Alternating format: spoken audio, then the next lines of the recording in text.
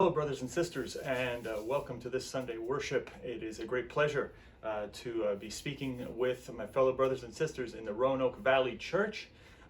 It is so great in this case, to at least be able to communicate something to you without being in your physical presence. But this is the next best, especially even as a return favor for John's great message that he delivered to us in person earlier on, I think was in the end of the summer. So I just want to let you know that just simply writing the notes for this message brought back so many wonderful memories from the time at the Roanoke Valley Church. So grateful for so many people there, not of course, first and foremost, John and Lindsay, who've done such an incredible job there to faithfully lead the church, but so many other people that sustained and fed my faith. I could thank Bill and Paula Bridge, especially Bill, for helping me not be the biggest numbskull or doofus at home, but instead instilling some sense of integrity and responsibility for me at home in the faith while I was there. And then all the many others, the Gaineses, especially for their faithful service. I miss so many people there. Jackie and Carlos, got so many students, of course, from the Virginia Tech Ministry from the days that we were there, and so many others. Love the Duddings, love all the folks, the McIntyres, who of course no longer live there, and the Bambers, the jokes I still remember to this day. They kept me going, kept me alive.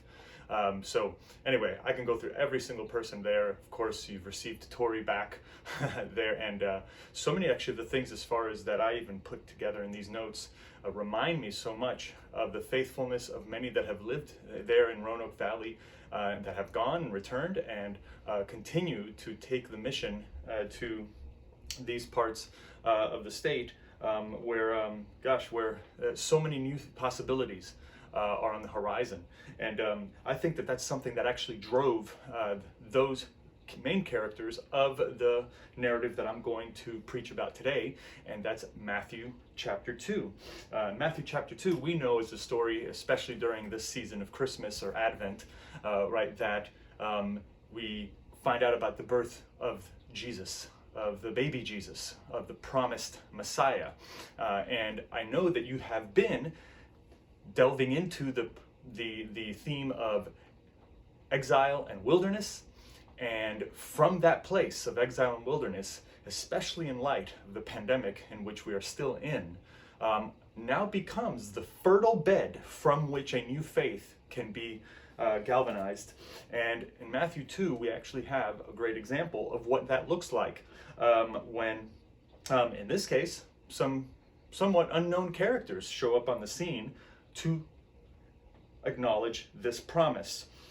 In Matthew 2, I'm reading from the NASB. It reads in verse 1, "Now after Jesus was born in Bethlehem of Judea in the days of Herod the king." Magi is how it's supposed to be read. I know we call it Magi. From the east arrived in Jerusalem, saying, "Where is he who has been born of the King of the Jews? For we saw his star to the east and have come to worship him." When Herod the king heard of this, he was troubled, and all Jerusalem with him. Gathering together all the chief priests and scribes of the people, he inquired of them where the Messiah was to be born. They said to him, "In Bethlehem of Judea, for this is what has been written by the prophet. And you, Bethlehem, land of Judah, and by no means least among the leaders of Judah, for out of you shall come forth a ruler who will shepherd my people, Israel." Then Herod secretly called the Magi, and determined from them the exact time the star appeared, and he sent them to Bethlehem and said, "Go and search carefully for the child. And when you have found him, report to me, so that I too may come and worship him." After hearing the king, they went their way, and the star, which they had seen in the east, went on before them until it came and stood over the place where the child was. When they saw the star, they rejoiced exceedingly with great joy. After coming into the house, they saw the child with Mary and his mother, and they fell to the ground and worshipped him. Then, opening their treasures, they presented to him gifts of gold, frankincense, and myrrh. And having been warned by God in a dream not to return to Herod, the Magi left for their own country by another way. We'll stop there, although I'll refer to a few verses later on. There's actually something that is fairly remarkable here. It's, to us, such a familiar story after having, of course, looked at so many nativity scenes over the years, to see the three wise men, the three kings, the three magi deliver their gifts to the child Jesus, or in this case, really the infant Jesus, pretty much a newborn. But there's something that's supposed to be wildly strange about these three men. Now, not strange necessarily that they existed, because these three men were likely the remnants of the priestly caste, right, of the Persians and the Medes. So their origins go back to at least the 6th century BC, maybe even before that, to the 9th century BC. And they're likely Zoroastrian, that is, they believe in one God, and they would have somewhat similar sacrificial ceremonies, although and many historians claim that they would have, right, a central flame that they would always keep burning, kind of like the flame of the Olympics, right, this eternal flame that they kept going. And they believed that in this light, the fire, it was key to learning and understanding. And yes, they were astrologers, as some Bibles translate the term Magi, right? In fact, the Simon Magus from the book of Acts, that's what Magus is. It's singular for, well, we get the word magician. It's for one of these, astrologer, scholar, mathematician, philosopher.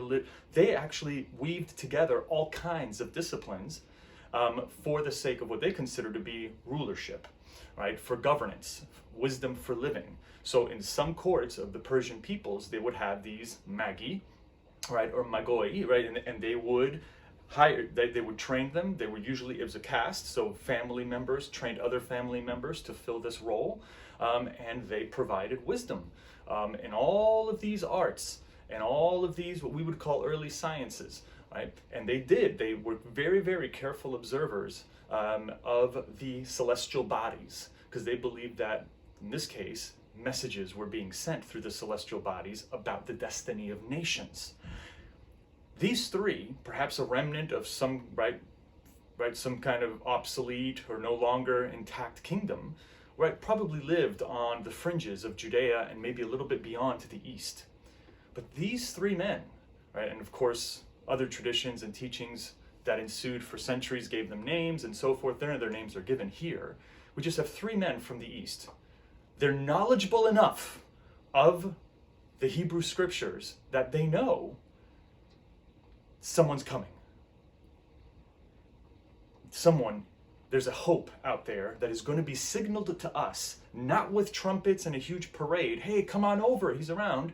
But in this case, they have to have a very focused and even attentive mind, and it has to be determined from one star among many. It's not as if that was the only star that was in the sky at the time. So first, it's important to know that background, but especially to now hone in on how singularly amazing it is that these men were sensitive enough, devoted enough, and hope-filled enough to travel to a land not their own.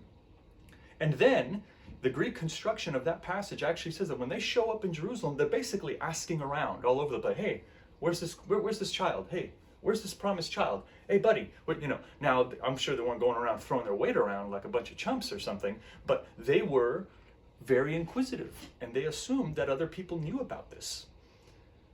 So it's remarkable that the emphasis on King Herod, the one who rules, is the one that these three visitors approach, and they tell him, where is the one born to be king of the Jews? When you tell a king that another king has been born, especially at that time, unfortunately it wasn't met with humility. And it says a lot about the fact that when they come and ask about this baby, this child, it's referred to repeatedly as child, the child. It doesn't even mention his name, the prophesied name, right? It says it's the child. It's quite an ironic drama that ensues when the one who's king is threatened by the birth of a little baby who has also been promised to be a king. And the king's mood and heart and attitude is reflected in the people. He's filled with nervous terror, and so are the people who serve him. Take that in for a little bit. But when you start looking in particular here about who are the movers and the shakers in this narrative, it's remarkable that all of the verbs, that is, those agents who are active subjects, making things happen, on the scene are the Magi, the astrologers, right? They see the star in 2 verse 2. They make a diligent search for him, 2 verse 8. They find him, 2 verse 8. They see him in verse 11 when they finally get to Bethlehem. They worship him. Like, they actually say that right up front. Where is this child? We want to worship him in verse 2. In verse 11, they actually do the worshiping. Well, another mover and the shaker in the scene is Herod. And all the verbs surrounding him. He assembles people. He inquires. He summons. People obey him and carry out his commands, just like I read. But it's so remarkable that all the while, the child, and that word is repeated over and over again, the child, the passive one, the one who's dependent on everybody else, is somehow tied to the power of God. He's the one, right, with the help of an angel, that's making things happen. So this whole world is topsy-turvy. It's strange. That it is true. Whereas exile and wilderness in our faith, when we feel arid, when we feel exhausted, when we feel so tired, and there have been periods, I mean, this has been a roller coaster the past 7, 8, 9 months. Have to hold together things that are deeply saddening with things that are also amazing is hard. To hold these two things together that often repel one another. And we see that kind of repelling here. Two people that are both making things happen. A group of 3 men that come from a land not their own and are searching for someone to worship in fulfillment. And then another who's been there all along is actually in many ways the one who's the carrier, the custodian of this teaching, of this, right, in this case, the Hebrew teachings. And he's losing his mind. In defensiveness, in neurosis, in some kind of fear that's crippling him. That shows us how hard it is to hold these two things together. But God is not silent, is he? God is not sitting around. He's making things happen, just like God was doing through a child, an infant. And that's an important thing to be reminded of. Right at the center of this narrative is that question of desire. These 3 men were measuring the movements of the stars.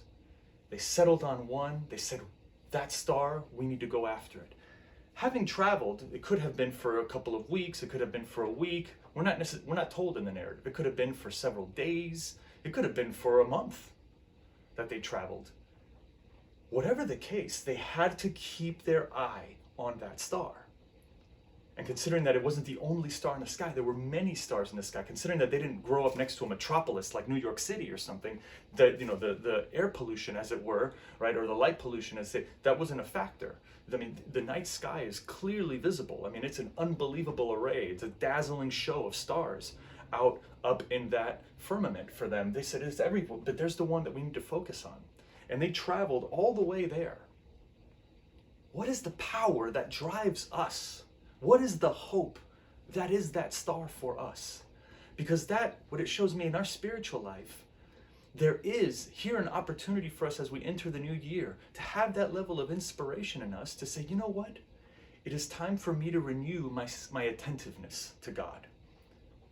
To be attentive to God. To care about what God is showing me, the signs, the things that he is leading me, the things that he's showing me. I need to have a receptivity, a heart opened and attentive to God. Among all the other, what we sometimes say voices, or in this case, all the other dazzling, glittering in gold distractions, I must focus. Our spirituality must be grounded in attentiveness. And there are things that we could do, practically speaking, to bring us to that level of attentiveness. Maybe less entertainment earlier on in the day. Maybe some of the music that we listen to. Maybe even being aware of how we're breathing. Maybe we're a bit frantic or a little hurried.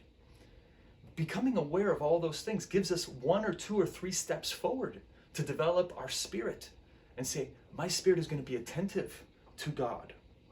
The details that highlight God's presence around us and his action, even in this case, if it's in humble, tiresome, and dangerous circumstances.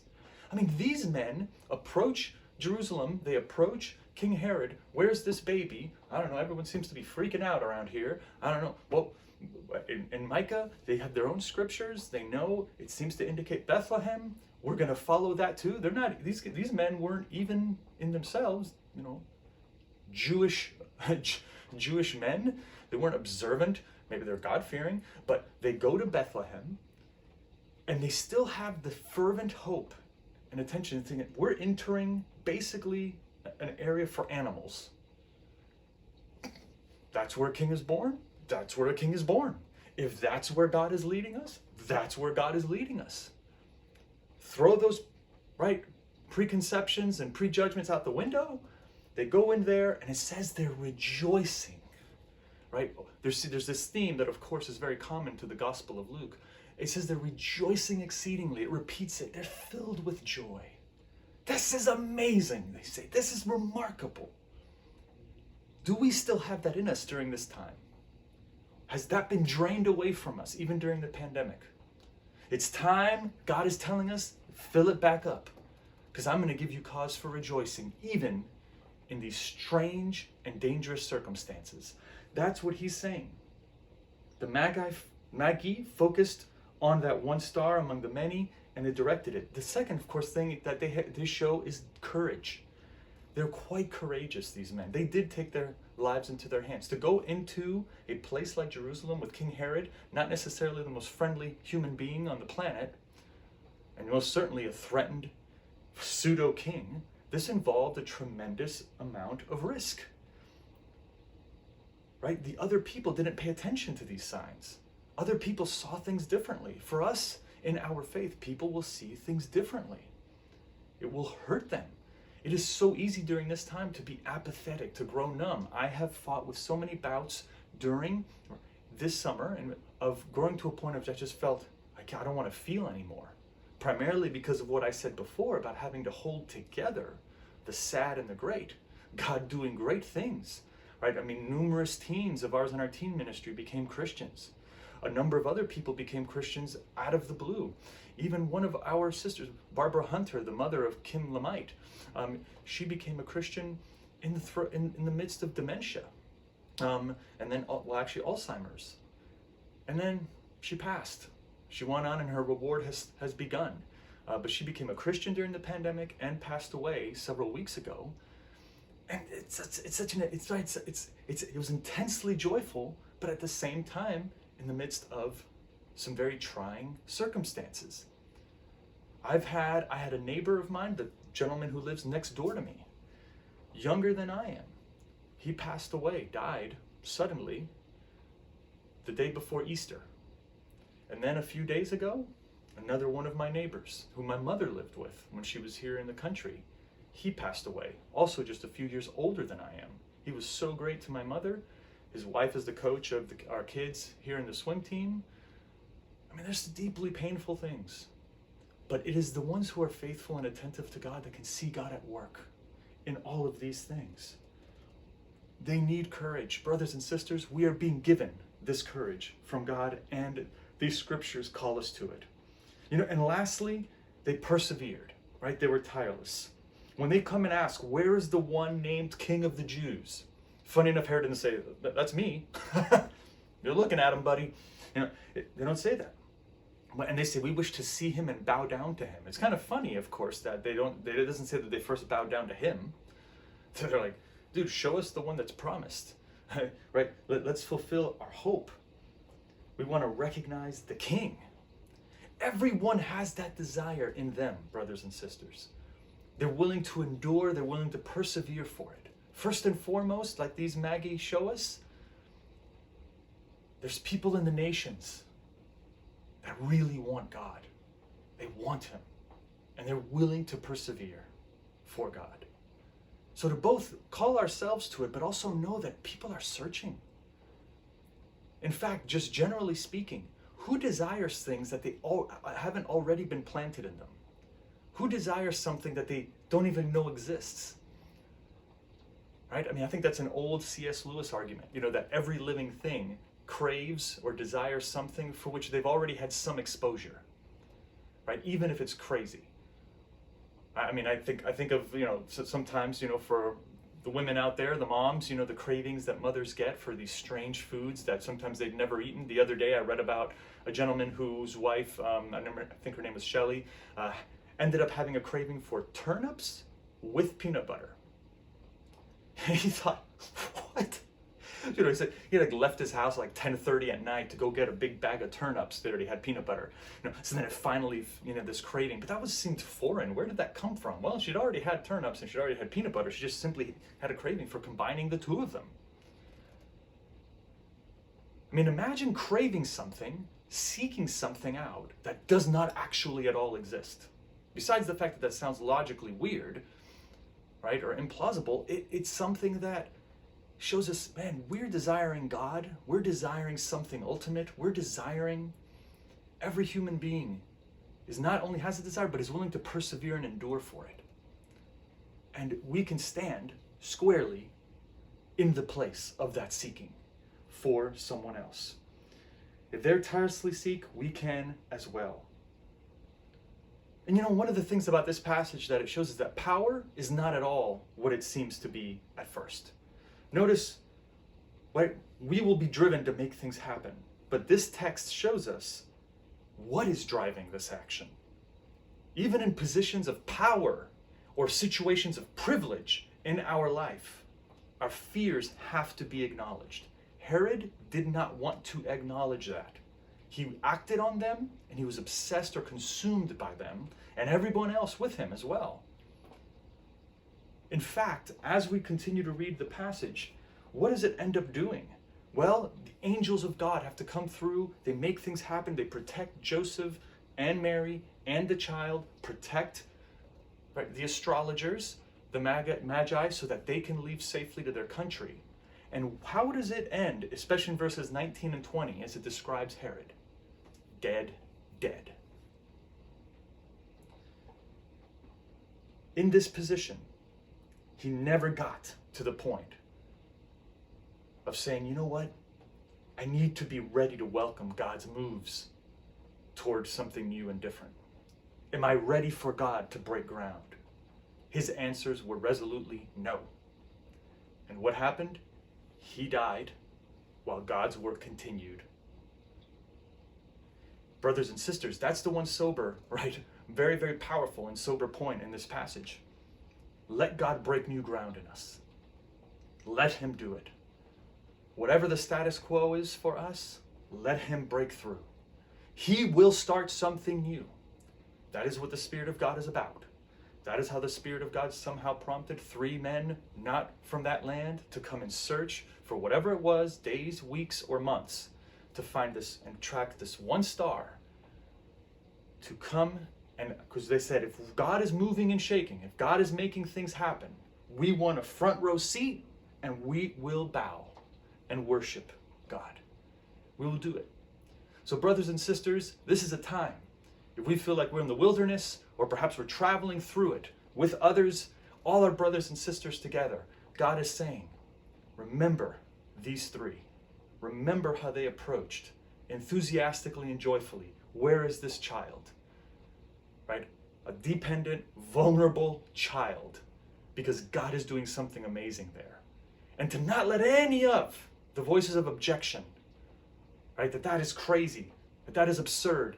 Keep your Christianity weird. Keep your faith weird. It is supposed to be. Why? Because it breaks forth where everything else is silent. Here we have that kind of example. Our hope can drive us. Our sense of attentiveness to God, to seeing God during this time where there's so much criticism, so many critics, especially on the political front, right? Both in the conservative and the liberal side. It's all a matter of let my extreme position rebuff, right? Or knock down your extreme position. And your extreme views of us will be replied with our extreme views of you. And it simply seems to be a game of insult. While many, many minds want to actually come together and truly listen and truly think about what is good for the many and truly have a heart of compassion to build up, through those voices, God is showing us, man, we can start something new. We can be part of what God is doing. We can follow with that kind of attentiveness, that courage, and that perseverance, because the desire for God is real. Brothers and sisters, let us stand in that place in our own walks with God and for the many that are seeking Him. That's the way that God is calling us in Virginia, in the Roanoke Valley, even up here in Richmond. Love you so much. Have a great week.